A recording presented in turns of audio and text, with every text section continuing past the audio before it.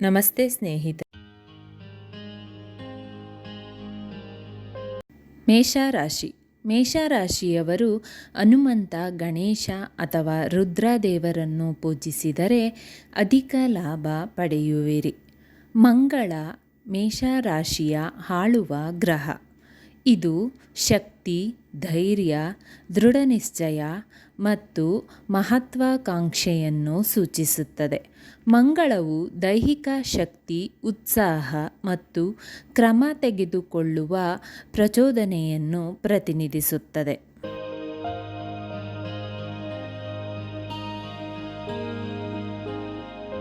ವೃಷಭ ರಾಶಿ. ವೃಷಭ ರಾಶಿಯವರು ಲಕ್ಷ್ಮೀದೇವಿ, ಪಾರ್ವತಿ ಅಥವಾ ಕಾಳಿಯನ್ನು ಪೂಜಿಸಿದರೆ ಅಧಿಕ ಲಾಭ ಪಡೆಯುವಿರಿ. ಶುಕ್ರ ವೃಷಭ ರಾಶಿಯ ಆಳುವ ಗ್ರಹ. ಇದು ಪ್ರೀತಿ, ಸೌಂದರ್ಯ, ಸಾಮರಸ್ಯ, ಇಂದ್ರಿಯತೆ ಮತ್ತು ಭೌತಿಕ ಸೌಕರ್ಯಗಳನ್ನು ಪ್ರತಿನಿಧಿಸುತ್ತದೆ. ಶುಕ್ರವು ಸೃಜನಶೀಲತೆ, ಸೌಂದರ್ಯಶಾಸ್ತ್ರ ಮತ್ತು ಸ್ಥಿರತೆಯ ಬಯಕೆಯೊಂದಿಗೆ ಸಂಬಂಧ ಹೊಂದಿದೆ.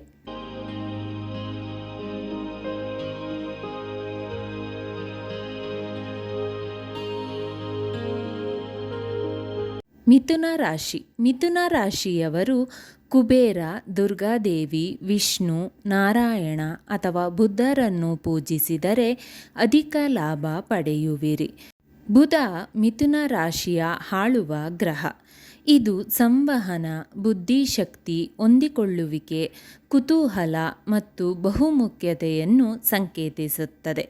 ಬುಧವು ಕಲಿಕೆ, ಅಭಿವ್ಯಕ್ತಿ ಮತ್ತು ಮಾನಸಿಕ ಚುರುಕುತನವನ್ನು ನಿಯಂತ್ರಿಸುತ್ತದೆ.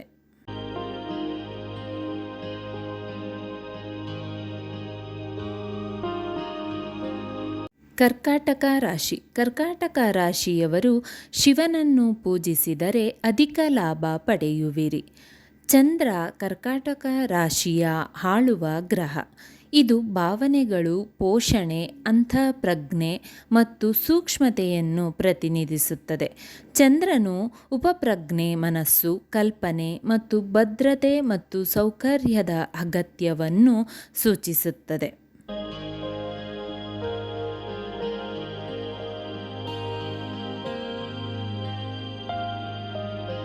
ಸಿಂಹ ರಾಶಿ. ಸಿಂಹ ರಾಶಿಯವರು ಸೂರ್ಯ, ಬ್ರಹ್ಮ ಅಥವಾ ವಿಷ್ಣುರನ್ನು ಪೂಜಿಸಿದರೆ ಅಧಿಕ ಲಾಭ ಪಡೆಯುವಿರಿ.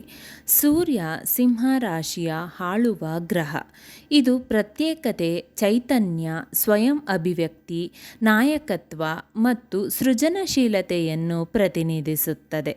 ಸೂರ್ಯನು ವೈಯಕ್ತಿಕ ಶಕ್ತಿ, ಆತ್ಮವಿಶ್ವಾಸ ಮತ್ತು ಮನ್ನಣೆಯ ಬಯಕೆಯನ್ನು ಸಂಕೇತಿಸುತ್ತಾನೆ.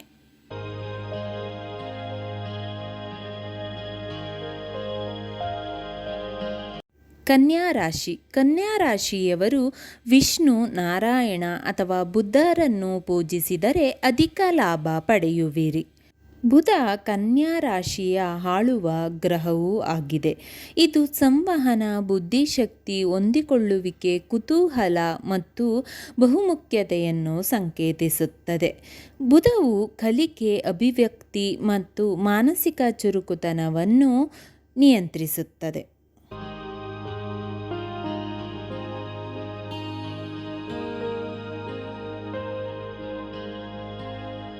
ತುಲಾರಾಶಿ. ತುಲಾರಾಶಿಯವರು ಮಹಾಲಕ್ಷ್ಮಿ, ಪಾರ್ವತಿ ಅಥವಾ ಕಾಳಿಯರನ್ನು ಪೂಜಿಸಿದರೆ ಅಧಿಕ ಲಾಭ ಪಡೆಯುವಿರಿ.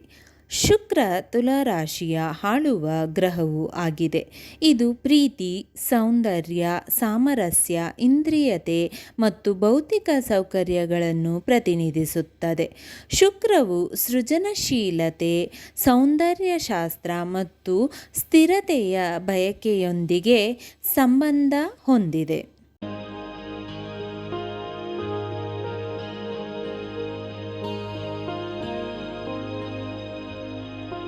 ವೃಶ್ಚಿಕ ರಾಶಿ. ವೃಶ್ಚಿಕ ರಾಶಿಯವರು ಹನುಮಂತ, ರುದ್ರ, ಕಾರ್ತಿಕೇಯ, ನರಸಿಂಹ ಅಥವಾ ಗಣೇಶರನ್ನು ಪೂಜಿಸಿದರೆ ಅಧಿಕ ಲಾಭ ಪಡೆಯುವಿರಿ. ಮಂಗಳ ವೃಶ್ಚಿಕ ರಾಶಿಯ ಆಳುವ ಗ್ರಹವೂ ಆಗಿದೆ. ಇದು ಶಕ್ತಿ, ಧೈರ್ಯ, ದೃಢ ನಿಶ್ಚಯ ಮತ್ತು ಮಹತ್ವಾಕಾಂಕ್ಷೆಯನ್ನು ಸೂಚಿಸುತ್ತದೆ. ಮಂಗಳವು ದೈಹಿಕ ಶಕ್ತಿ, ಉತ್ಸಾಹ ಮತ್ತು ಕ್ರಮ ತೆಗೆದುಕೊಳ್ಳುವ ಪ್ರಚೋದನೆಯನ್ನು ಪ್ರತಿನಿಧಿಸುತ್ತದೆ.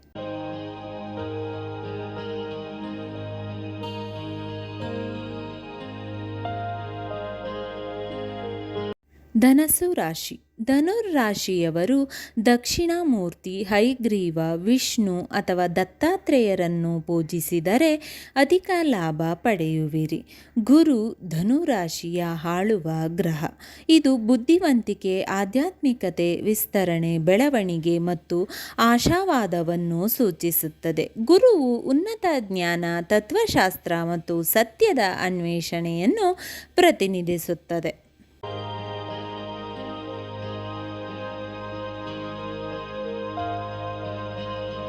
ಮಕರ ರಾಶಿ. ಮಕರ ರಾಶಿಯವರು ವಿಷ್ಣು, ಬ್ರಹ್ಮ ಅಥವಾ ಶನಿರನ್ನು ಪೂಜಿಸಿದರೆ ಅಧಿಕ ಲಾಭ ಪಡೆಯುವಿರಿ. ಶನಿ ಮಕರ ರಾಶಿಯ ಆಡಳಿತ ಗ್ರಹ. ಇದು ಶಿಸ್ತು, ಕಠಿಣ ಪರಿಶ್ರಮ, ಜವಾಬ್ದಾರಿ, ಮಹತ್ವಾಕಾಂಕ್ಷೆ ಮತ್ತು ಪರಿಶ್ರಮವನ್ನು ಪ್ರತಿನಿಧಿಸುತ್ತದೆ. ಶನಿಯು ಅಧಿಕಾರ, ರಚನೆ ಮತ್ತು ದೀರ್ಘಕಾಲೀನ ಗುರಿಗಳ ಅನ್ವೇಷಣೆಯನ್ನು ಸೂಚಿಸುತ್ತದೆ.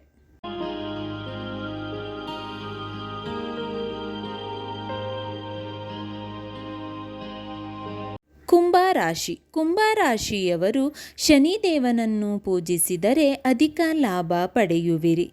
ಶನಿ ಕುಂಭರಾಶಿಯ ಆಡಳಿತ ಗ್ರಹವೂ ಆಗಿದೆ.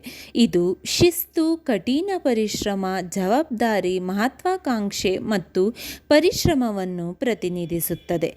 ಶನಿಯು ಅಧಿಕಾರ, ರಚನೆ ಮತ್ತು ದೀರ್ಘಕಾಲೀನ ಗುರಿಗಳ ಅನ್ವೇಷಣೆಯನ್ನು ಸೂಚಿಸುತ್ತದೆ.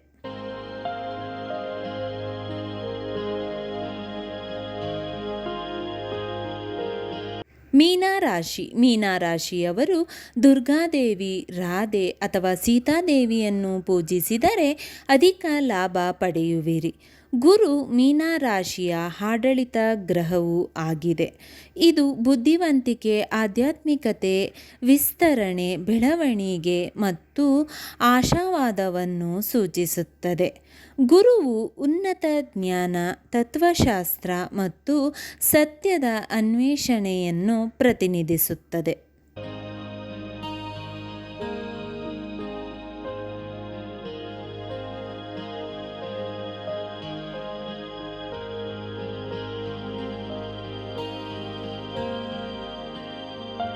ಸ್ನೇಹಿತರೆ, ಈ ವಿಡಿಯೋ ಇಷ್ಟವಾದಲ್ಲಿ ಲೈಕ್, ಶೇರ್ ಆ್ಯಂಡ್ ಕಮೆಂಟ್ ಮಾಡಿ. ಮುಂದಿನ ವಿಡಿಯೋಸ್ಗಳಿಗಾಗಿ ಚಾನಲ್ ಅನ್ನು ಸಬ್ಸ್ಕ್ರೈಬ್ ಮಾಡಿ. ಧನ್ಯವಾದಗಳು.